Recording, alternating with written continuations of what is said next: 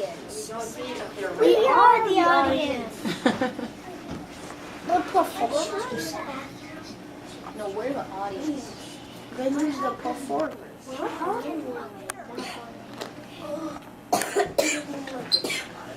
Oh, mind your spot, John.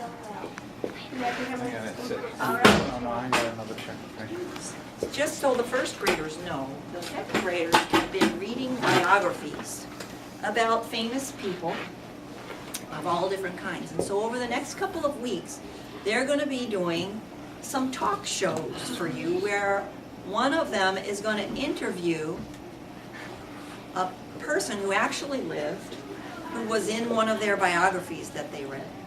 And so today we have our very first talk show, and it is the Mr. Bowers Show. So let's hit it. Hello, welcome to the Mr. Bowers Show. Who is it tonight? Oh yes, our very own 16th President Abraham Lincoln. Let's get a round of applause or two. Thank you. I am very glad to be here. Let us begin with the questions. What state were you born in, Mr. Lincoln? Kentucky, a very nice state and a beautiful countryside. But then my family had to move to Springfield, Illinois. When you were a child, who was your best friend and what did you do for fun? Oh, my best friend's name was Austin Goller, and we loved to chase partridges by the river. Once we climbed across the river using a branch and I fell in. Austin used a stick to get me out. He saved my life. What did you do to help people with your late teens? Oh, well, I usually help flatboatsmen bring their goods across the river. It took about 3 months. Very, very hard work. What did you like to do in your spare time? Oh, I love to read the Bible, Mark Twain's Huckleberry Finn, and all those other good books. And I used to read them over and over again because they were so, so good. Who did you marry and what year? Oh, I married the beautiful Miss Mary Todd, and how we married was quite humorous. If we argued, we would break up, and then we would make up, and then we would have argued again, and then we would make up and break, and then we finally married in 1842. I heard you had 2 sons. What were their names? Oh yes, Thomas and William. Tad and Willie for short. They liked to pull pranks, didn't they? Oh yes, the best prank they did was they rang all the bells in the White House. Hilarious. Why did you become a lawyer?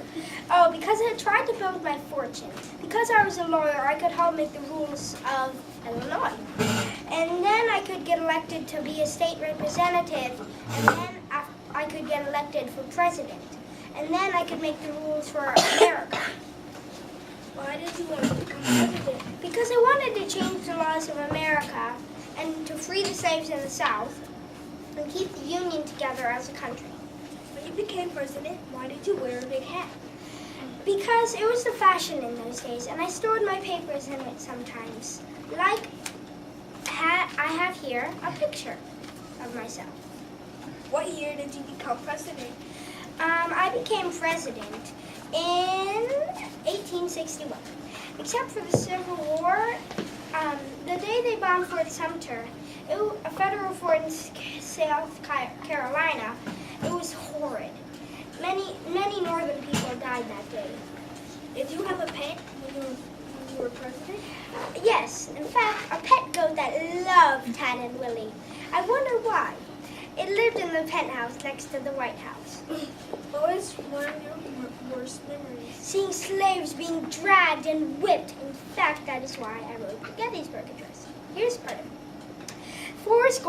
7 years ago, our fathers brought on this continent a new nation conceived in liberty and dedicated to this proportion that all men are created equal.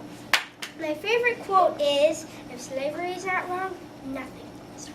What is it?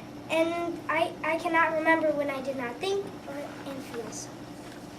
What is the date and year of your birth? February 12th, 1809. In fact, very soon, tomorrow. Now, I have a little something for you kids. Let's see. Here we go. Let's see what this is. Some signed copies of a picture. Here you go. Here you go. Thank you. Here you go. Here you go. Here you go. Here you go. Here you go. Here you go. Well signed autograph, man. Thanks. Thank you, Mr. President, sir. Here you go. That's him. Here you go. Before he had a beard. Here you go. Because he went to the barber shop. Here you go. Here you go. Here you go. Here you go. I think that's a lot of here to go. And here you go, kid. And you already have one. Would you like one, Mr. Bowers? Sure. Okay. Here you go. And I have some extra ones to have for someone else. Okay. Let's